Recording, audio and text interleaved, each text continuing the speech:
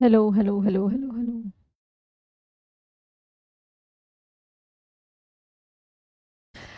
Hello everyone, नमस्ते। और आप सबको आज भगवान श्री कृष्ण के जन्मोत्सव की बहुत बहुत ज़्यादा बधाइयाँ। आशा है कि आप सबने सेलिब्रेट किया होगा। आप में से बहुत सारे बच्चे ऐसे होंगे जिन्होंने आज व्रत रखा होगा, मतलब फास्ट रखा होगा। कितने हैं ऐसे जो अभी तक कुछ खाना पीना नहीं हुआ है जिनका, एक बार बताइए। एंड कृष्ण जन्माष्टमी की आप सबको बहुत बहुत ज़्यादा शुभकामनाएं। भगवान श्री कृष्ण दुआ ये करेंगे कि वो आपके सारे दुख जो है वो दूर कर दे। प्रीतम, खुशी, निखिल, वेलकम है जी। क्या है, okay. Radhe Radhe Parikshit, thank you so much. रिमझिम, प्रीतम रिमझिम आपका नाम बड़ा सही है, ठीक है। ओके, तो गौतम साहब वेलकम है। हैप्पी जन्माष्टमी। संतोष, यूवी वेलकम, वेलकम है आप सभी को। गुड इवनिंग है आप सभी को।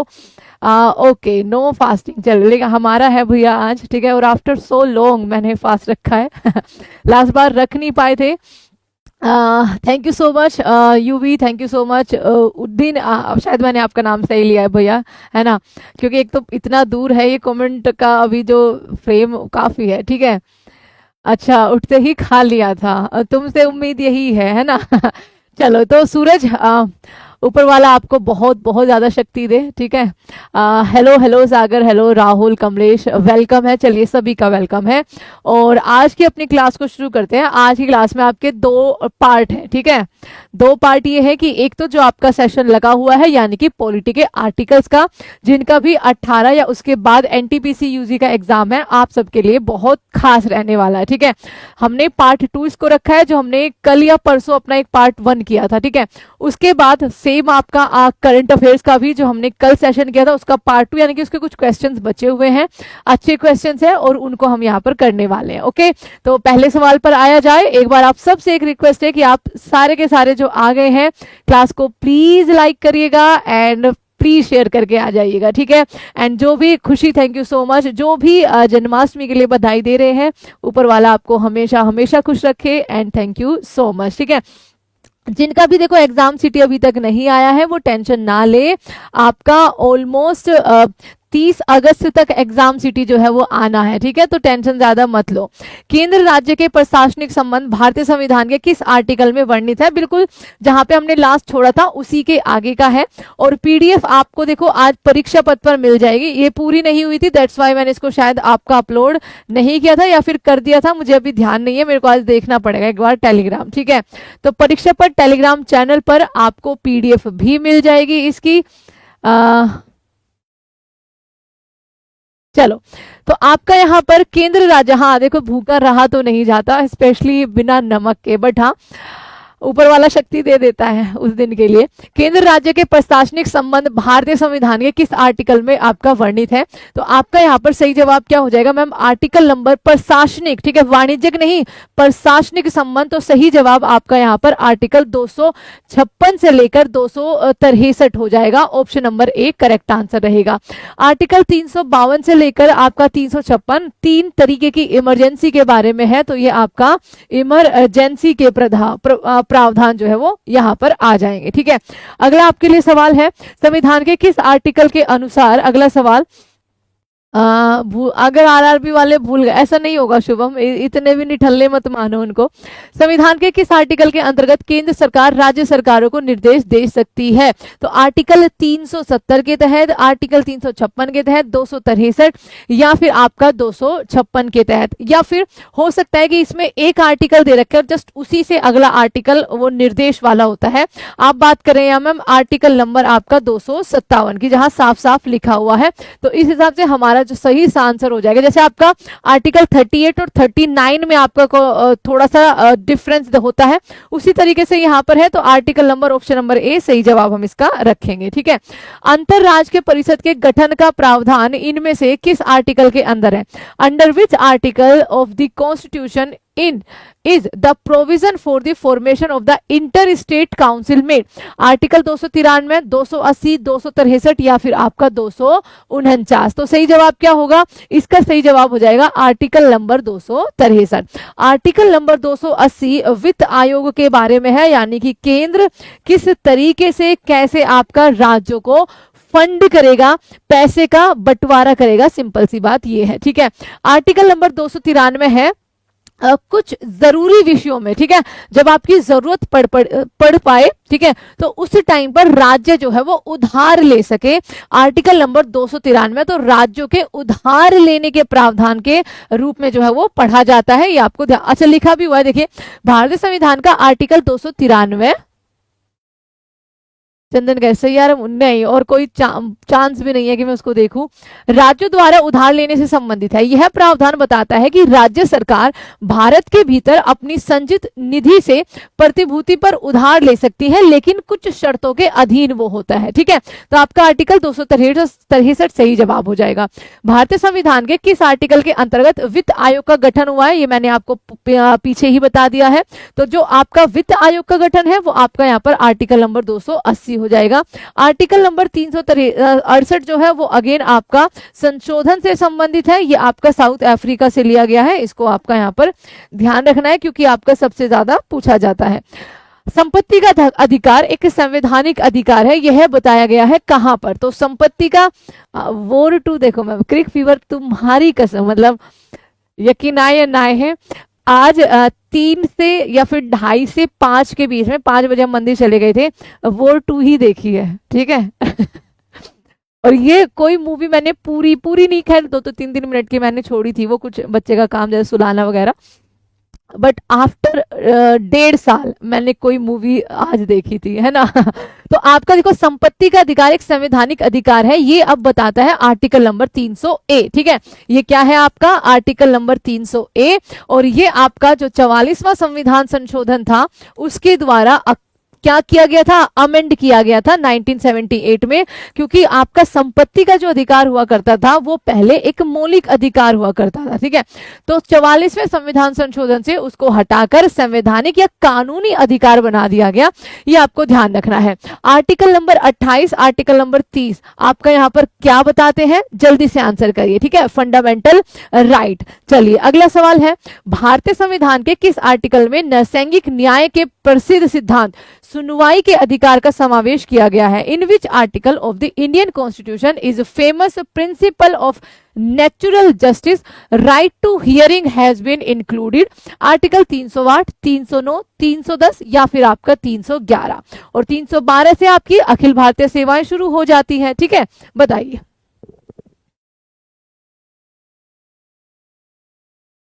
फास्ट है, बिल्कुल है, तभी तो उतनी ज्यादा एनर्जी से नहीं बोला जा रहा है, बट फास्ट है, ठीक है, बिल्कुल सही। क्या हो जाएगा, सुपर, बहुत बढ़िया मैम, आर्टिकल नंबर आपका 311। अगला है, भारतीय संविधान के किस आर्टिकल में नई अखिल भारतीय सेवाओं की स्थापना का प्रावधान है।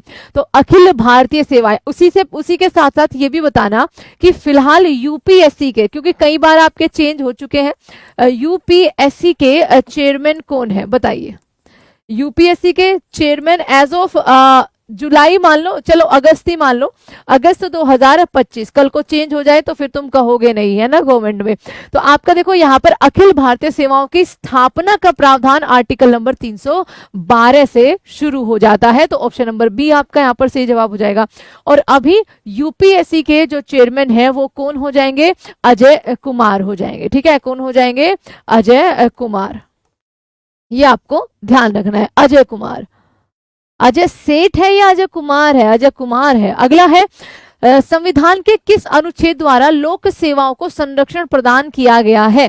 Which article of the constitution provide protection to public service. 310, 311, 312 या 315, क्या सही जवाब होगा, ठीक है। मनोज अजय, अब मतलब ये सुपर क्या कहना चाह रहे हो, अजय कुमार है यूपीएससी के, ठीक है।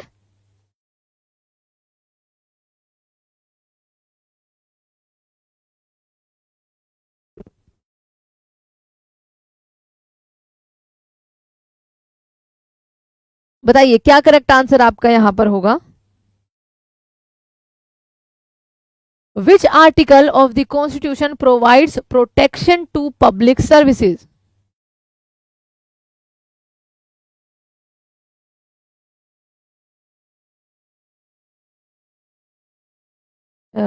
क्या है 315 नहीं, आर्टिकल नंबर 311 ही इसका करेक्ट आंसर हो जाएगा। ये बच्चा उस तरीके से है कि जो आपके जैसे सर्विसेज में जो होते हैं, ठीक है, हाई हाई पोस्ट पर जो होते हैं, कई बार उनको हटाने का प्रावधान किया जाता है, उनको डिसमेंटल किया जाता है।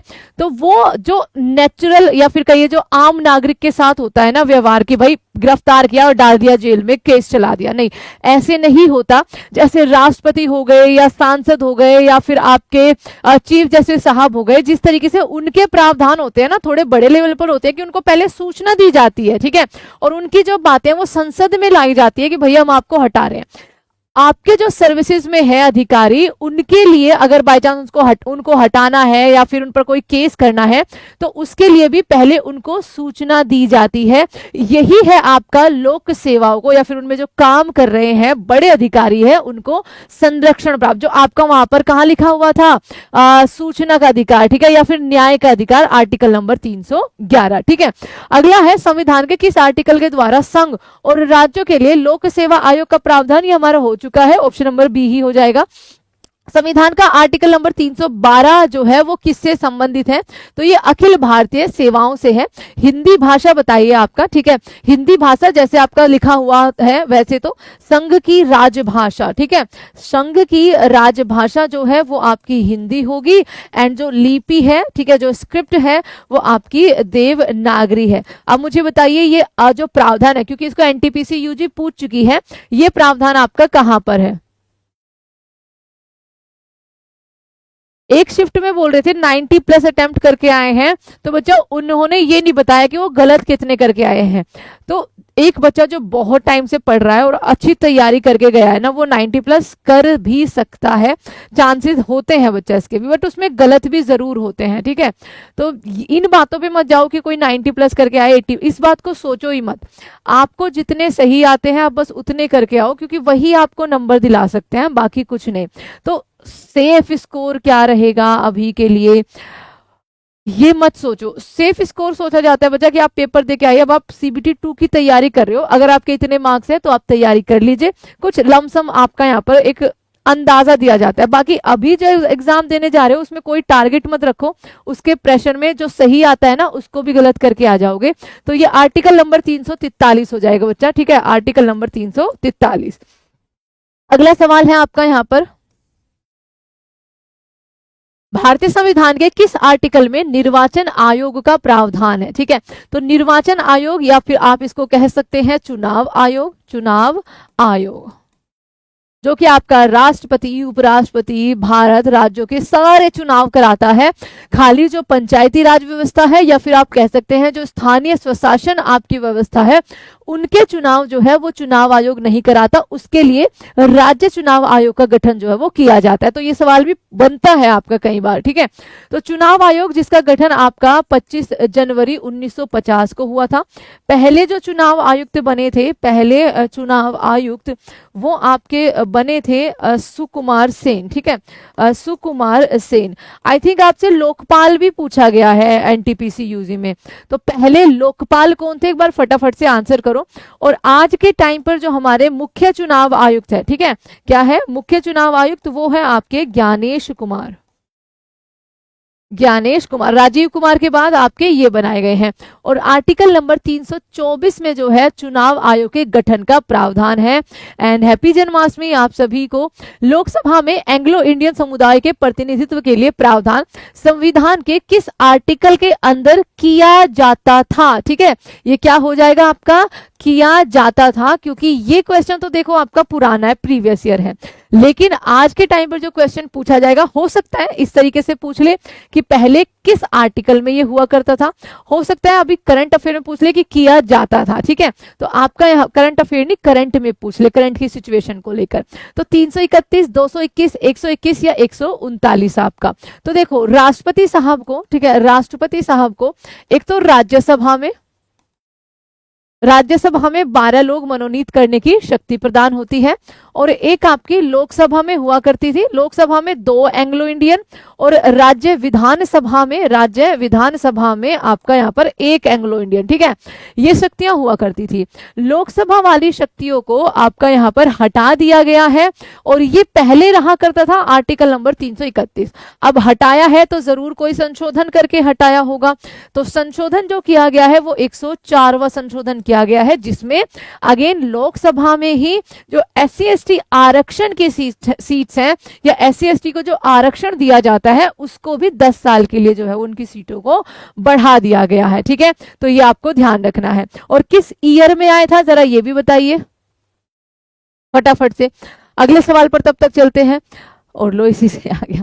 अनुसूचित जातियों और अनुसूचित जनजातियों के लिए एक राष्ट्रीय आयोग गठित करने का प्रावधान संविधान के किस आर्टिकल के अंदर किया गया है?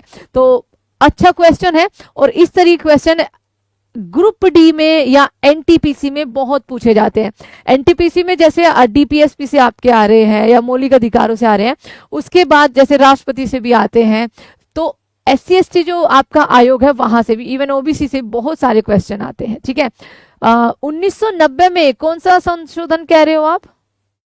मैंने पूछा है 104वां संशोधन 1990 में नहीं आया था।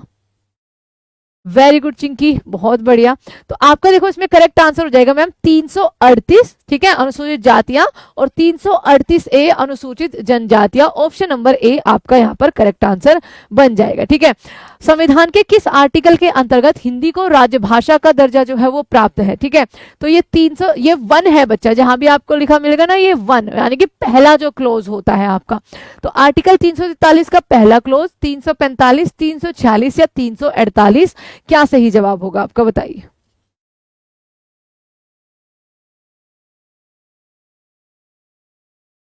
क्या आवाज आ रही है?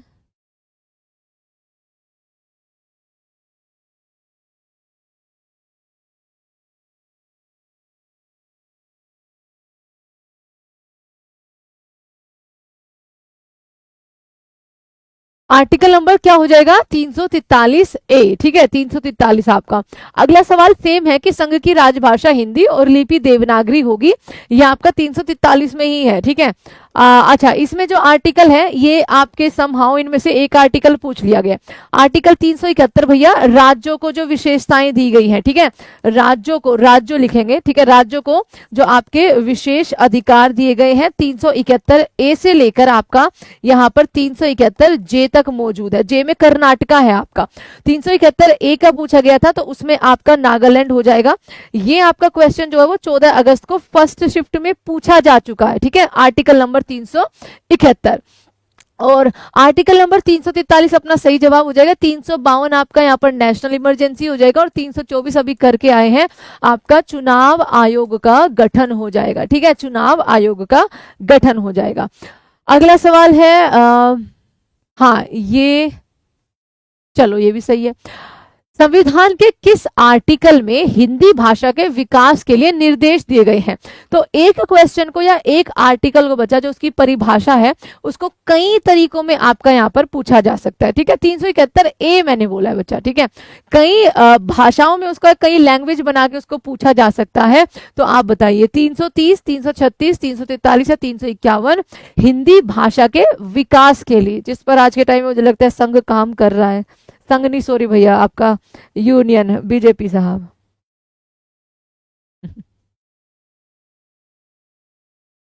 तो अगेन ये आपका 343 से ही हो जाएगा, option number C correct answer होगा। भारत में बाहरी आक्रमण अथवा सशस्त्र विद्रोह के कारण भारत के राष्ट्रपति द्वारा राष्ट्रीय आपात की घोषणा किसके अंतर्गत करी गई थी? इसमें एक सवाल मुझे ये बताइए कि बाहरी आक्रमण तो हो गया कि भैया बाहर के किसी देश ने हम पे युद्ध कर दिया, ठीक है, हम युद्ध में, लाइक जैसे पाकिस्तान के साथ थे या फिर आपका चाइना के साथ थे 1962 में, ठीक है, 1971 में जब लगी थी तो हम पाकिस्तान के साथ युद्ध थे। बांग्लादेश जिसने आज हमें ये दिन दिखाया है, ठीक है, ये क्या बोलते ना, ये स्वाद दिया है।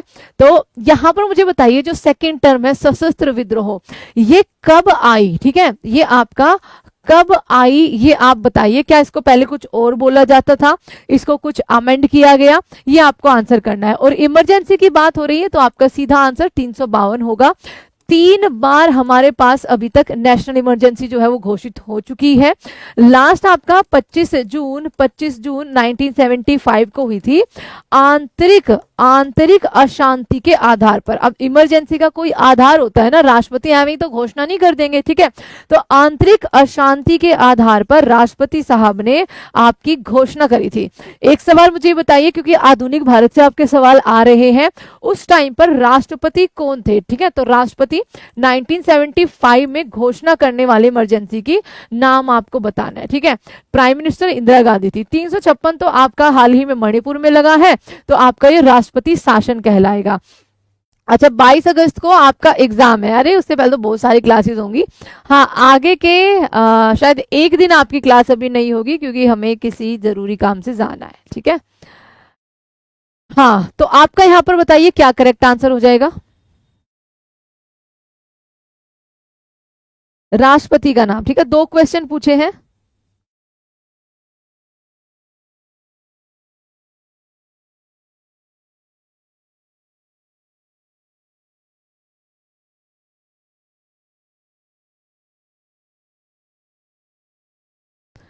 क्या है लास्ट वाले में, क्या है लास्ट वाला भैया?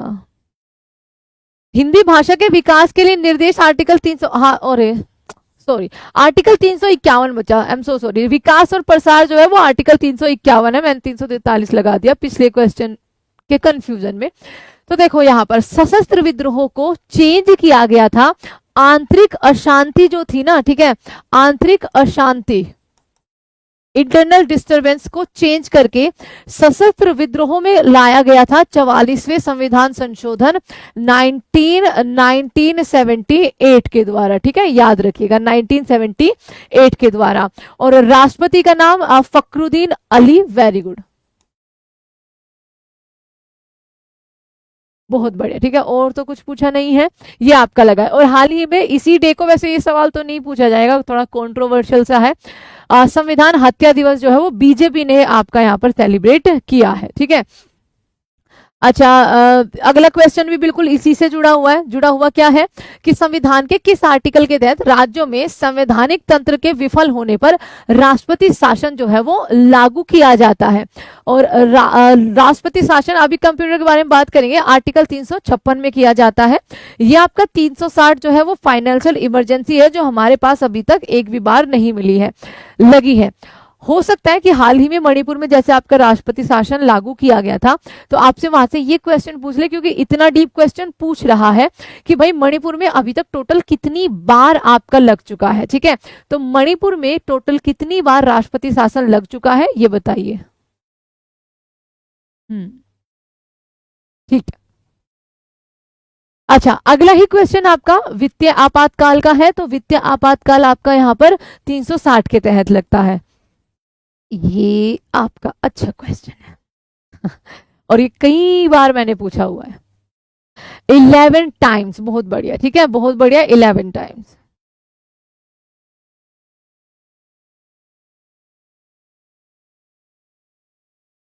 संविधान के अंदर मंत्रिमंडल शब्द का एक बार प्रयोग हुआ है। केवल हमारा जो पूरा संविधान है उसमें जो मंत्रिमंडल है उसका प्रयोग केवल एक बार हुआ है। और जहां भी इस टर्म को आपका डिफाइन किया गया वो मंत्री परिषद में किया गया है। मंत्री परिषद में छुटके मुटके जितने भी आपके सरकार के मंत्री होते हैं जो चुने जाते हैं वो सब आ जाते हैं, ठीक है। लेकिन मंत्रिमंडल कुछ खास मंत्रियों से बना होता है जो बड़ी बड़ी पोस्ट आपके संभालते हैं। और मंत्रिमंडल शब्द का प्रयोग आर्टिकल 74 अगर आप बच्चा ध्यान से पढ़ोगे तो वहां पर मंत्री परिषद का गठन है, ठीक है, मंत्री परिषद का गठन है। आपने आर्टिकल 75 के तहत देखा होगा कि इन सब की नियुक्ति और इन सब को शपथ दिलाई जाती है, ठीक है, चाहे वो कोई केंद्र राज्य मंत्री हो, ठीक है, चाहे वो किसी छोटी पोस्ट पर हो। ये जो मंत्रिमंडल है ये कुछ चुनिंदा लोग, प्रधानमंत्री जी इंक्लूड होते हैं, जैसे आपका एस जयशंकर साहब, राजनाथ सिंह, आपके अमित शाह, जो मेन आपके वित्त मंत्रालय जैसे हो गया, ठीक है। तो आपको ध्यान रखना है आर्टिकल 352 के अंदर है, इसके 3rd क्लोज में, ठीक है। तो आपका ऑप्शन नंबर ए यहां पर सही जवाब होगा। ओके, 76 में तो आपके अटॉर्नी जनरल है, तो वो कभी आंसर आपका होगा नहीं। अब इस क्वेश्चन को आगे कभी गलत नहीं करोगे तो बता दो, ठीक है। मंत्री परिषद का आपका जिक्र है, बाकी पूरे संविधान में आपका यहाँ पर 74th से जो शुरू हो जाता है मंत्री परिषद के गठन के बारे में। चलिए, तो आपका अगला सवाल है, संविधान संशोधन का अधिकार 368 में है, तो उसको करेंगे नहीं हम।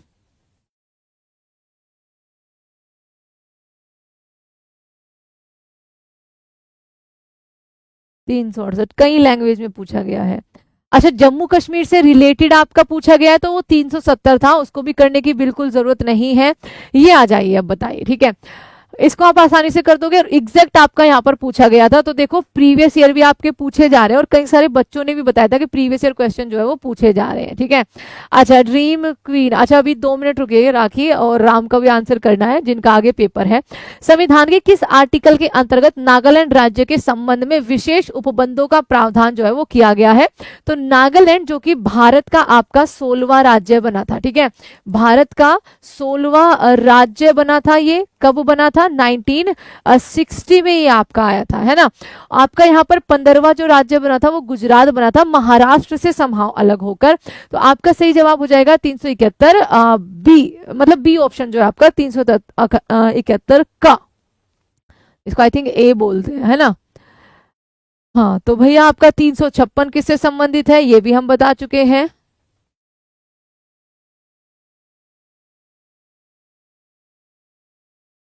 अब कुछ करंट अफेयर के सवाल देखते हैं यहाँ पर।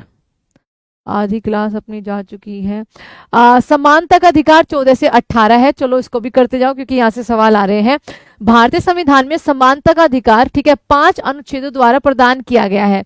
यह आपको कहाँ दिखाई देगा? तो आर्टिकल नंबर 14, 15, 16, 17 और 18, ठीक है। तो ये आपको ध्यान रखना है, समानता का अधिकार बताता है। नीति निर्देशक सिद्धांतों के इनमें से किस अनुच्छेद में से कौन सा अंतरराष्ट्रीय शांति और सुरक्षा का संवर्धन करता है?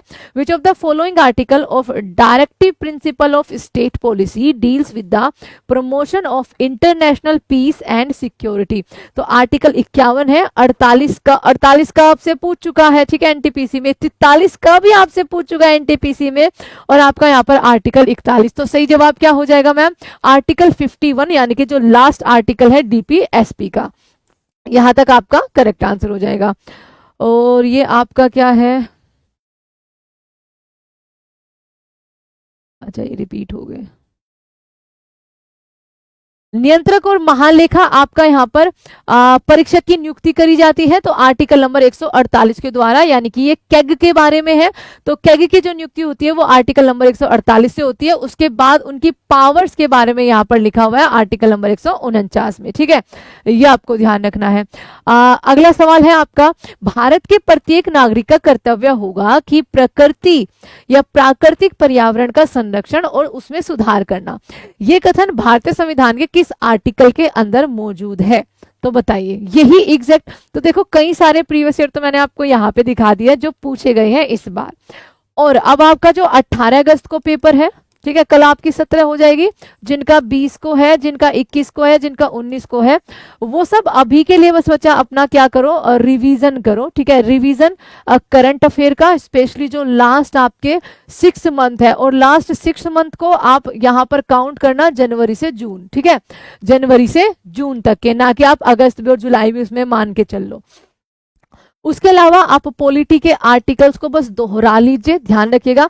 पॉलिटी के आर्टिकल्स में आप सबसे ज्यादा करेंगे डीपीएसपी को, बहुत अच्छे से जो पढ़ेंगे, ठीक है, डीपीएसपी को, राष्ट्रपति साहब को, आपके फंडामेंटल राइट्स को, और नागरिकता से भी कई सारी शिफ्ट में सवाल आ चुके हैं, तो नागरिकता को भी, तो ये आप कर लीजिए, ठीक है। बाकी ज्योग्राफी आपको छेड़ने की जरूरत है नहीं, वहां से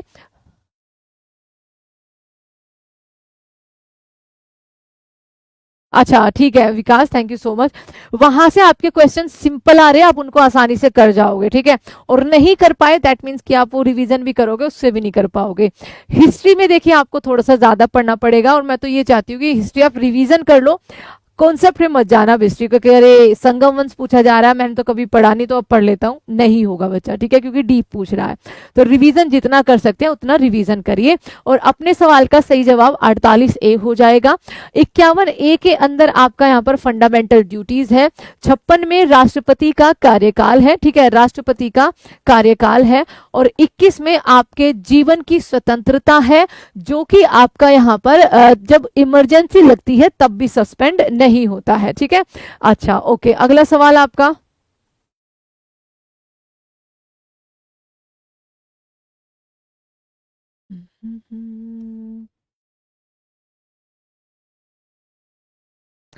कौन से आर्टिकल का उपयोग, अच्छा एक सवाल मैं वैसे ये इनमें से पूछ लेती हूँ, वैसे यहां से तो आप आंसर कर दोगे। इनमें से भारतीय संविधान के किस आर्टिकल का उपयोग अब तक नहीं किया गया है, ठीक है, चलिए बताइए। फंडामेंटल ड्यूटी पूछा है, फंडामेंटल ड्यूटी भाई मेरे हिसाब से तो देखो उसका संशोधन पूछा है कि किस संशोधन से वो लाई गई है। संशोधन तो आपको देखो याद करने होंगे, 10 मिनट शो से कर लेना, उसके बाहर मुझे अभी तक तो नहीं लगा। देखो 106वां शायद उसमें ना दिखे, बट 106 में से आपसे पूछा है, तो हमने अभी तक यूज नहीं किया है आर्टिकल नंबर 360 का। अच्छा आर्टिकल नंबर 60 का यूज कब किया है ये बताना, हमने तो इसका भी यूज नहीं किया। इसका यूज कब किया है आर्टिकल नंबर 60 का, तो 360 का हमने अभी तक यूज नहीं किया है, बहुत सही है, ठीक है। आपसे एक पूछा गया है, चलो ये भी मैं पूछ लूंगी, अच्छा क्वेश्चन है।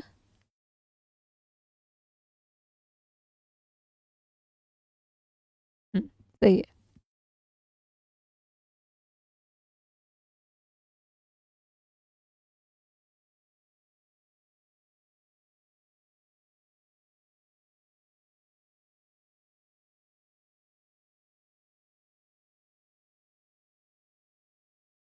360 आर्टिकल 60 का यूज कहाँ किया है बताइए जल्दी से। किया था वो उस दिन, किस दिन, जिस दिन राष्ट्रपति मैडम आपकी शपथ ले रही थी, है ना। तो अगला सवाल है आपका, भारतीय संविधान के आर्टिकल 17 में क्या उपबंध है। तो आर्टिकल 17 जो कि आपका एक फंडामेंटल राइट है। मैम आर्टिकल 52 किसे कहते हैं, तो आर्टिकल 52 कहते हैं राष्ट्रपति को, ठीक है।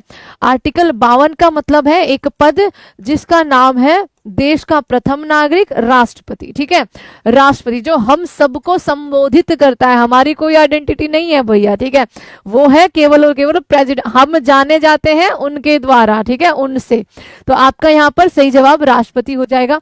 अब आर्टिकल 17 जो कि एक फंडामेंटल राइट है, ये आपका कानून के समक्ष समता यानी कि equality before law, article number 14 नहीं है।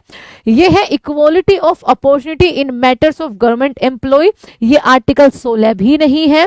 अबोलिशन ऑफ टाइटल, ये आर्टिकल 18 भी नहीं है। ये है abolition of untouchability, option number D correct answer हो जाएगा, ठीक है।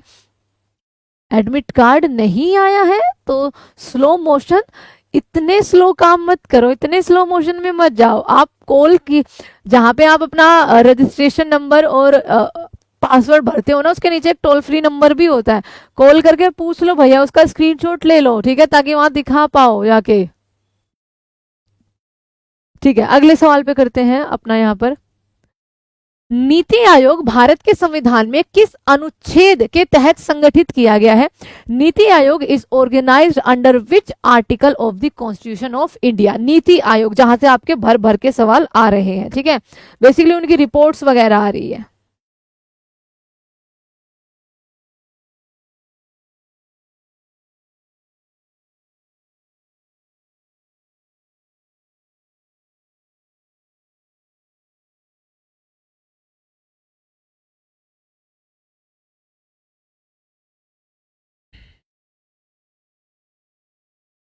NITI Aayog is organized under which article of constitution of India.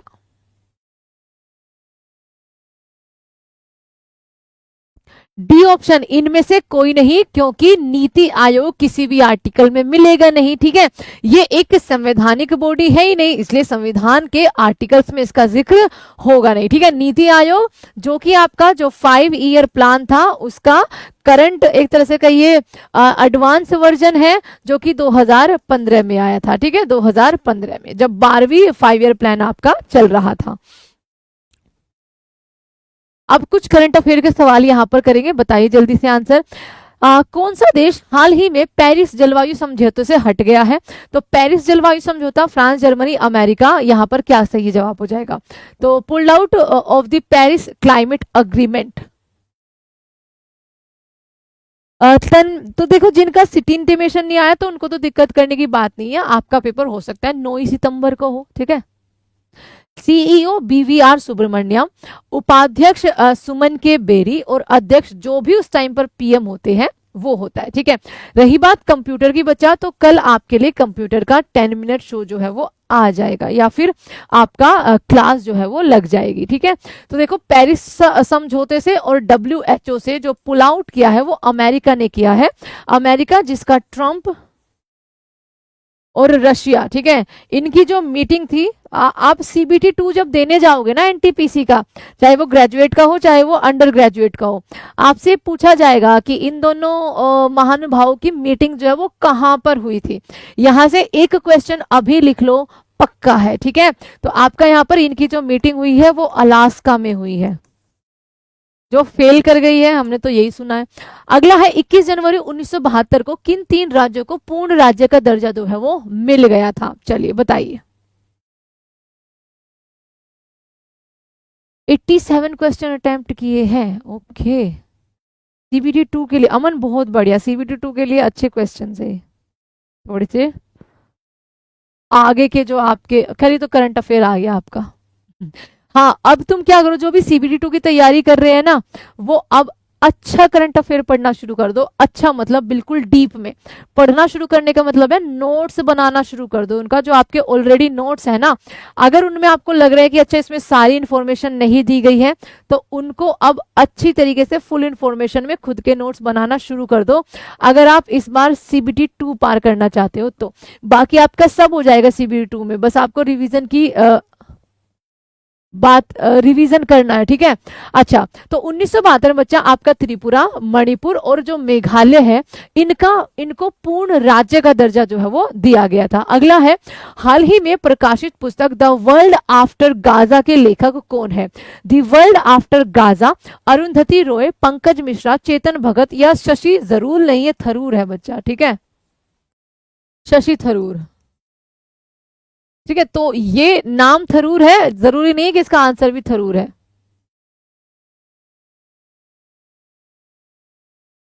Okay, अभी तक एडमिट कार्ड नहीं है।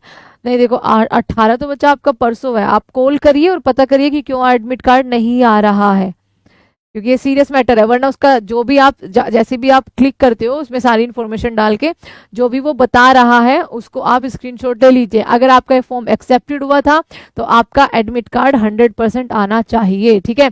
तो यहाँ पर सही जवाब हो जाएगा, देखो Pankaj Mishra, option number B correct answer. आगे है, हाल ही में कौन सा देश ब्रिक्स समूह के भागीदार देश बना है? ठीक है, योजना शुरू नहीं करी गई, ये आपका ये नीचे कुछ और ही लिखा हुआ है, पता नहीं कोई स्कीम, आगे कोई क्वेश्चन होगा जो आपका यहाँ पे आ गया है। Which country recently become a partner state of the BRICS? ठीक है, तो सऊदी, ईरान, अर्जेंटीना या नाइजीरिया? ब्रिक्स के एक तो आपके फुल मेंबर कंट्री हो गई, ठीक है, आपकी फुल मेंबर कंट्री जो अभी 10 है, और 10वां बना है इंडोनेशिया, ठीक है, इंडोनेशिया। लेकिन ये आपका कुछ है पार्टनर कंट्रीज। अब पार्टनर कंट्रीज में बच्चा 10वीं पार्टनर कंट्री आपकी वियतनाम बनी है, ठीक है, लेकिन ये बनी है आपकी 2025 में। और ये जो आपका पूछा गया है क्वेश्चन, ये था आपका नाइजीरिया, ठीक है। नाइजीरिया तब बना था जब आपका यहाँ पर 2024 में जो ब्रिक्स का समिट हुआ था वो रशिया में हुआ था, ठीक है। कहाँ पर हुआ था? रशिया में हुआ था, ये आपको ध्यान रखना है। तो नाइजीरिया आपका यहाँ पर करेक्ट आंसर हो जाएगा, ऑप्शन नंबर ए। ईरान ने बच्चा पार्टनर कंट्री के लिए आपका यहाँ पर क्या बोलते हैं, फॉर्म नहीं भरा था, वो फुल मेंबर बना है, ठीक है। क्या बना है? Full member. पार्टनर कंट्री आपका नाइजीरिया हो जाएगा इस सवाल से। और सऊदी ने तो अभी तक ली ही नहीं है, मैं पूरी तरीके से, अगर सऊदी ले लेता तो 10वां वो बनता, ठीक है, इंडोनेशिया नहीं बनता फिर, ये आपको ध्यान रखना है। आगे है, हाल ही में चर्चित बेटी बचाओ बेटी पढ़ाओ योजना कब शुरू की गई थी? तो बेटी बचाओ बेटी पढ़ाओ योजना कब आपकी शुरू करी गई थी? 2025 का हुआ है आपका ब्राजील में, बहुत सही, ब्रिक्स का जो समिट है।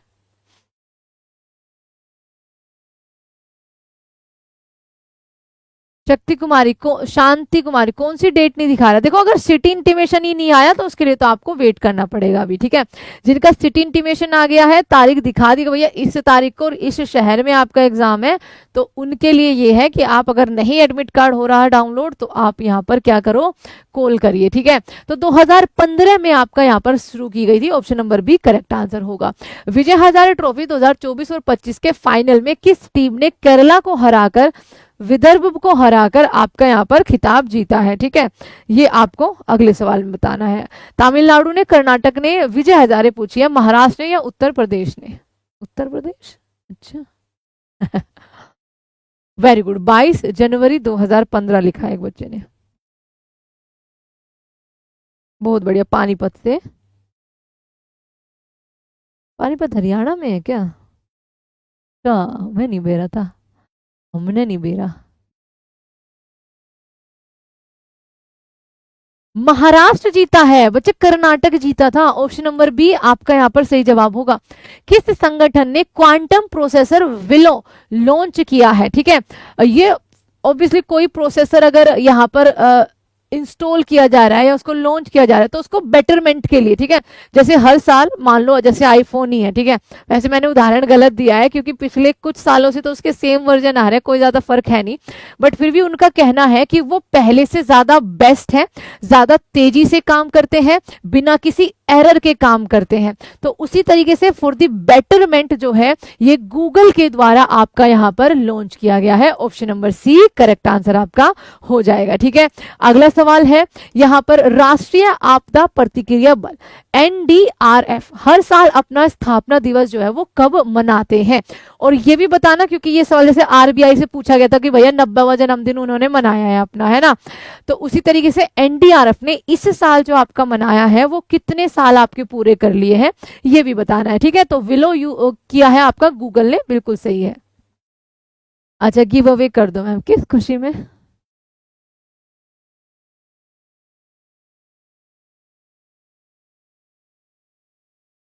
अच्छा, कुंदन कह रहे मैम कितने बजे से क्लास स्टार्ट होती है? तो क्लास आपकी स्टार्ट होती है, और ये मत सोचना जो भी अभी नए आएंगे अच्छा क्लास में तो पॉलिटी लिखा हुआ है, ये करंट अफेयर क्यों हो रहे हैं? तो मैंने आपसे बोला था बच्चा कि हम एक क्लास, आज हम 2 क्लास करेंगे, वैसे तो 3 बोलते बट आज पहले सुबह बहुत जरूरी काम, उसके बाद मंदिर चले गए और फिर मैंने सोचा कि चलो करंट भी कुछ रिवीजन तो करा ही देते हैं। बाकी करंट अफेयर यकीन मानिए आपका एक सेशन और होगा इसका, अभी तो इसके कई सारे सेशन हो गए, ठीक है। तो 19 जनवरी 2006 बच्चा आपका यहाँ पर करेक्ट आंसर हो जाएगा एनडीआरएफ, और इसने अपना 20th जन्मदिन जो है वो मनाया था, जो ये जनवरी का आपका यहाँ पर करंट अफेयर है। हाल ही में इंडिया ओपन 2025 पुरुष एकल का खिताब किसने जीता? अब जो ये इंडिया ओपन है बच्चा, ये किस खेल से संबंधित है जरा पहले तो ये बताओ, ठीक है। क्योंकि ज्यादातर आपने किससे संबंधित देखे हैं, ये आपने ज्यादातर ग्रैंड स्लैम्स जो है वो जैसे यूएस ओपन, फ्रेंच ओपन, बाकी जो आपका क्या रह गया, विंबलडन रह गया, यूएस ओपन रह गया, ये सब टेबल टेनिस के है, ठीक है। ये सब टेनिस के है, टेबल टेनिस नहीं, टेनिस के है गेम्स, ठीक है। तो जो इंडिया ओपन है जो शुरू हुआ है वो आपका किस खेल से संबंधित है पहले तो ये बताइए। एनडीआरएफ 19 जनवरी 2006 को, बहुत बढ़िया, ठीक है, एकदम सही आपने बताया है। तो Kidambi Srikanth, H S Prannoy, Viktor Axelsen, ये क्या लगे, एक्सेलेसन कुछ और नाम है शायद इसका, मे बी ये भी हो, एंथनी गिटिंग, ये आपका यहाँ पर गिंटिंग, क्या करेक्ट आंसर होगा? तो देखो ये आपका बच्चा बैडमिंटन से है, तो ये ध्यान रखना कि पता चले कि ओपन समझते ही कि ओपन लिखा हुआ है तो मतलब टेनिस ही होगा, जी नहीं, बैडमिंटन का है, और आपका करेक्ट आंसर हो जाएगा यही ऑप्शन नंबर सी विक्टर, ठीक है। ऑप्शन नंबर सी, भारत के किस धरोहर स्थल को हाल ही में विश्व स्मारक निगरानी सूची 2025 में शामिल किया गया है? Which heritage site from India has been recently included in the world monument watch list 2025? Actually में 2 किए गए हैं if I am not wrong. World monument watch list 2025 में अपने 2 भारत की साइट जो है वो ऐड हुई है, ठीक है। अब एक तो आप बता देंगे क्या, काजीरंगा है जो कि आपका असम में है, ताजमहल जो कि आगरा में है, यूपी में है, और उसको 1983 में ही क्या कर लिया गया था, यूनेस्को द्वारा उसको गोद ले लिया गया था, ठीक है। अजंता एलोरा सेम उसी साल में, ये महाराष्ट्र में है आपके औरंगाबाद, जिसको अब संभाजी नगर बोला जाता है। तो देखो ये आपका ऑप्शन नंबर हो जाएगा डी सही, ठीक है। तो डी आपका यहाँ पर मूसी नदी, मूसी नदी कहाँ पर है, हैदराबाद में है। हैदराबाद और मूसी नदी जो है वो कृष्णा की सहायक नदी है, हैदराबाद इसी के किनारे है, और ये तेलंगाना ज्यादा सही कहना रहेगा क्योंकि राज्य की बात करें। तो मूसी नदी के किनारे स्थित जो आपकी ऐतिहासिक इमारतें हैं, ये आपका उनको ऐड किया गया है। एक और आपकी यहाँ पर साइट ऐड करी गई है, टोटल 29 साइट है, मतलब देश और दुनिया की टोटल है 29, ठीक है। एज ऑफ भैया 2025, बढ़ गई हो तो आई एम नॉट श्योर, बट जब ये करंट अफेयर आया था तब 29 थी, ठीक है। एक ताजमहल भी बनवाऊंगा उसके लिए, पहले ये बताओ जहर दे के मारोगे, क्योंकि बनेगा तो उसके बाद ही, कब्र है ना एक तरीके से तो वो, तो ये बताओ जहर दे के मारोगे, गोली से मारोगे, कैसे मारोगे ये बताओ। हाँ तो ये बताइए दूसरी साइट कौन सी है, तो दूसरी साइट आपका काजीरंगा 1985 मैम, ठीक है। भुज, वेरी गुड, ठीक है। तो भुज के अंदर जो जल निकासी प्रणाली के प्रमाण है वहां पर, ये दूसरी साइट हो जाएगी, ठीक है। तो आपको ध्यान रखना है भुज के, भुज जो कि गुजरात में भूकंप आया था शायद, इसी से भुज का नाम आते ही सबसे पहले वो भूकंप याद आता है ना। तो भुज की जल निकासी प्रणाली, ठीक है, याद रखिए सेकंड साइट आपकी ये हो जाएगी। बहुराष्ट्रीय अभ्यास ला पैरोज, ला पैरोज एनटीपीसी आपका ग्रेजुएट में पूछा गया था, यहाँ पर दूसरा इंतजाम किया है। दूसरा इंतजाम क्या कर सकते हो, गला दबा के, इतनी हिम्मत नहीं है तुम में, तुम्हें पैरों से उठा के ऐसे पटकेगी। ला पैरोज के चौथे संस्करण में किस भारतीय नौसेना पोत यानी कि आईएनएस ने हिस्सा लिया था। And if I am not wrong, ये कथन वाइज सवाल आया था एनटीपीसी ग्रेजुएट में जब पूछा गया था, ठीक है। उसमें से एक कथन ये था जो इसका सही जवाब होगा। बिल्डिंग सेट है उसकी, कहाँ में, कहाँ पर, मेघालय जाने के पैसे तो तुम्हारे पे, अभी जॉब अभी अभी लगी है। अरे ये क्या खत्म हो गई क्या क्लास, क्लास लाइव है क्या, बताना है भैया, कौन लगा पड़ा है हमारे हैंग हो गया क्या ये? एक बार बताना क्लास लाइव है क्या।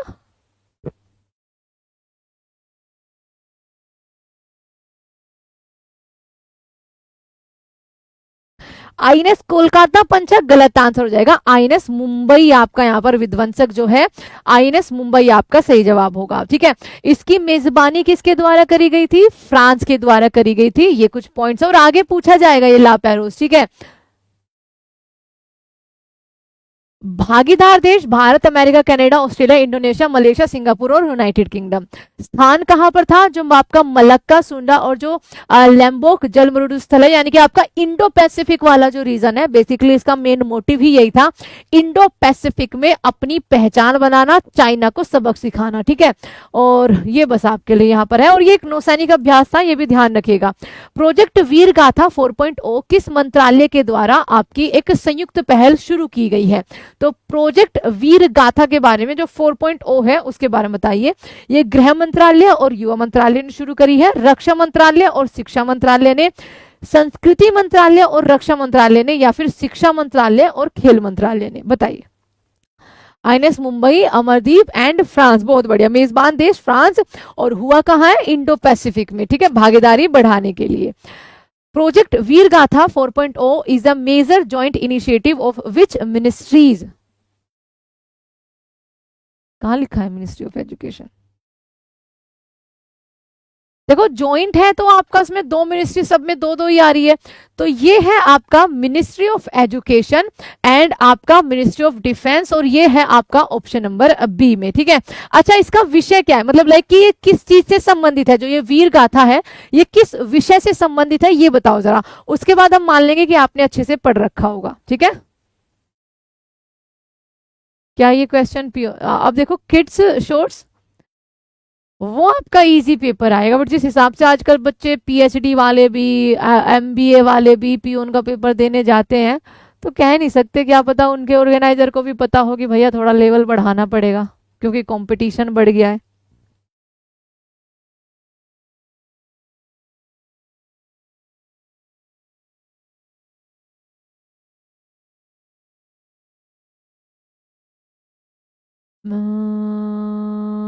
चलो and thank you so much जो भी आज लाइव आए हैं।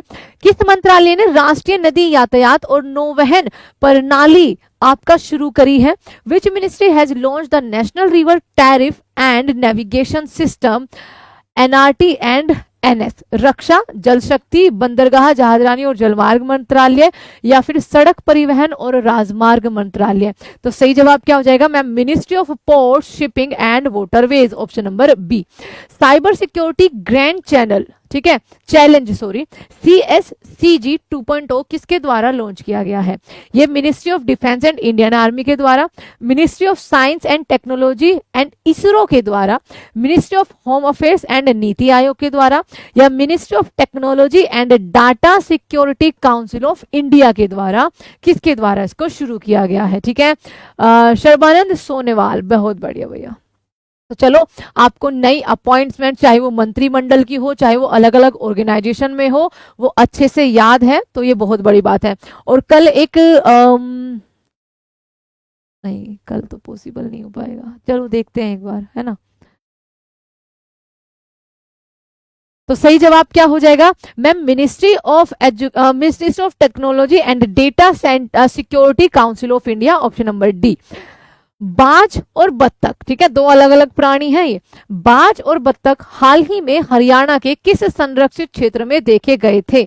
The afflicted duck was recently spotted. बाज बत्तख, अच्छा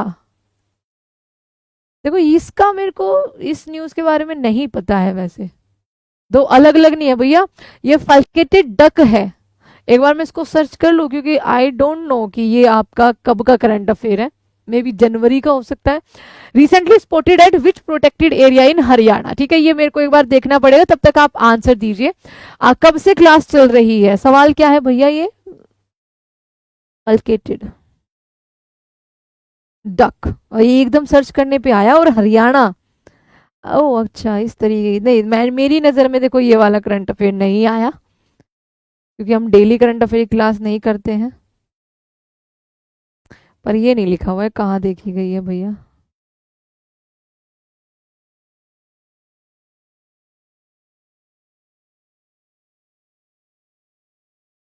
अच्छा, इन हरियाणा आ गया, तो आंसर हो जाएगा बच्चा सुल्तानपुर, ठीक है। नोट कलेश्वर, कहाँ लिखा है कलेश्वर? नहीं, आपका यहाँ पर कलेश्वर नहीं, सुल्तानपुर राष्ट्रीय उद्यान, जो सुल्तानपुर आपका नेशनल पार्क है उसमें, ठीक है। और इसको खैर लगा, ये बिल्कुल आपका वैसे एआई ने दिया है आंसर, किसने दिया है? एआई ओवरव्यू है वैसे तो। अल्केटी टीड was recently spotted at Sultanpur, सही है ये, गुरु ग्राम हरियाणा, करेक्ट है ये आंसर, तो ये आपका सही आंसर रखना, ठीक है। अगला सवाल, केंद्रीय संदिग्ध रजिस्ट्री किस संस्था ने विकसित करी है? विच institution developed the central suspect registry? Reserve bank of India, Indian cyber crime coordination centre, I4C है बच्चा, मतलब 1 2 3 4, cyber crime coordination centre, I4C बोलते हैं उसको, ठीक है। सेंट्रल ब्यूरो ऑफ इन्वेस्टिगेशन, या फिर नेशनल इन्वेस्टिगेशन एजेंसी NIA के द्वारा? तो क्या सही जवाब होगा इस पर बताइए? सुल्तानपुर, ओके। अच्छा है, एक बार ये देख लो कब का करंट अफेयर है ये? जनवरी का ही है, और ये है आपका 15 जनवरी 2025 में, ठीक है। Spotted Sultanpur national park, GK, okay okay, ठीक है, तो 15 जनवरी का है। अच्छा पटेल साहब धन्यवाद। तो सही जवाब हो जाएगा बच्चा I4C, यानी कि option number B will be the right answer. Bharat ने ब्रह्मोस सुपरसोनिक क्रूज मिसाइलों के निर्यात के लिए किस देश के साथ समझौता किया है? ठीक है, तो भारत जो है, जो स्पेशली ब्रह्मोस, जो भारत और रशिया का एक ज्वाइंट वेंचर था, ठीक है, भारत में वो मैन्युफैक्चर हुई थी, और ये आपका इंडोनेशिया, बांग्लादेश, यूक्रेन या भारत, अब कई सारे देश ऐसे, स्पेशली ऑपरेशन सिंदूर के बाद से, तो ठीक है, या फिर आप कह सकते हैं कि इसकी जो फील्डिंग सेट करी गई थी वो तब कर दी गई थी जब ब्रह्मोस अब जानबूझ के मारी थी या गलती से लग गई थी, पाकिस्तान में जाके गिरी थी, है ना, और पाकिस्तान उसको डिटेक्ट नहीं कर पाया था, अब वहां से फील्डिंग सेट थी। बट हम तो यही कहेंगे कि ऑपरेशन सिंदूर के बाद, क्योंकि जो उसने कमाल किया है, ठीक है, उसके बाद बहुत सारे देश है, स्पेशली जो आपकी Asian, south east Asian countries है, वो इसमें इंटरेस्ट दिखा रही है ना। तो आपका यहाँ पर जो अपना समझौता हुआ है वो इंडोनेशिया के साथ हुआ है। आपने देखा भी होगा कि इस बार जो इंडोनेशिया के राष्ट्रपति थे वो 26 जनवरी पर आए थे भारत के जो गेस्ट बनकर, ठीक है। तो ये समझौता आपका तभी हुआ है। ऑप्शन नंबर ए आपका यहाँ पर सही जवाब होगा। देखो बांग्लादेश लेगा नहीं, यूक्रेन लेगा नहीं, और भारत की तो है ही, हम तो बना ही रहे हैं उसका, है ना। चलो अब ये आपके लिए एक अच्छा सा प्यारा सा क्वेश्चन हो जाएगा। आई थिंक ये योजना से है, तो योजना बहुत ज्यादा पूछी जा रही है, तो आपसे हम भी पूछ लेंगे। किस राज्य सरकार ने महिलाओं के नेतृत्व वाले स्टार्टअप्स को सशक्त बनाने के लिए शी कोहॉर्ट 3.0 पहल जो है वो शुरू करी है? ओडिशा, हरियाणा, पंजाब या फिर आपका गुजरात? Very good. इसकी एक जो क्या बोलते हैं फैक्ट्री कह लो, ठीक है, वो आप कह सकते हो, वो लखनऊ में आपकी ऑपरेशन सिंदूर के जस्ट बाद ही आपकी अनाउंस कर दी गई थी, ठीक है। तो चलिए आज के लिए फिर इतना ही रखते हैं, कल आपसे मुलाकात करेंगे। और ये पंजाब सरकार ने, अच्छा हमें नहीं पता होमवर्क का आंसर, अगर नहीं पता तो कल देंगे। बाकी इस योजना के बारे में पढ़ना जरूर बच्चा। राज्य योजनाएं भी बहुत पूछी जा रही है, ठीक है। व्यय वंदना दिल्ली की जो थी, और एक कोई राज्य की योजना पूछी गई थी, शायद तमिलनाडु राज्य की में भी इसी बार, ठीक है। अच्छा, प्यारे मोदी जी का दिल तोड़ दिया। अच्छा, अब भारत पे पता नहीं क्या करने वाला है, खैर जो भी करे सब चीजों से हम उभर आएंगे, टेंशन की बात नहीं है। तुम अपना पढ़ाई पे ध्यान दो, एक अच्छी सी नौकरी ले लो जल्दी से। तो आपसे मुलाकात होगी अब कल आपके 10 मिनट शो भी आएगा, तो इंतजार करिए और बस अपना रिवीजन करते रहिए। अब ज्यादा तू तड़ाक में घुसना नहीं है कि मैं ये कॉन्सेप्ट कर लूँ, ये कॉन्सेप्ट कर लूँ, वो आपका जस्ट टाइम वेस्ट कर देगा, ठीक है। हाँ, जिनका मान लो 9 सितंबर को एग्जाम है तो तुम तो कर सकते हो, ठीक है। आप आसानी से संगम वंश को या तमिल साहित्य को अच्छे से पढ़ सकते हो, वहां से क्वेश्चन बन रहे हैं। वैदिक पीरियड को पढ़ सकते हो, गांधी युग को पढ़ सकते हो, सॉरी बच्चा ये खाली पेट डकार है, ठीक है। गांधी युग को पढ़ सकते हो, बाकी हम कल बताएंगे, ओके। तो take care everyone, bye bye and thank you so much. चलिए गुड नाइट देवी जी और देवताओं जी, आप सभी को, राक्षसगण जिस भी गण से आप हो, आप सबको गुड नाइट। एंड हाँ, हैप्पी जन्माष्टमी फिर से आप सभी को, जिनका भी फास्ट है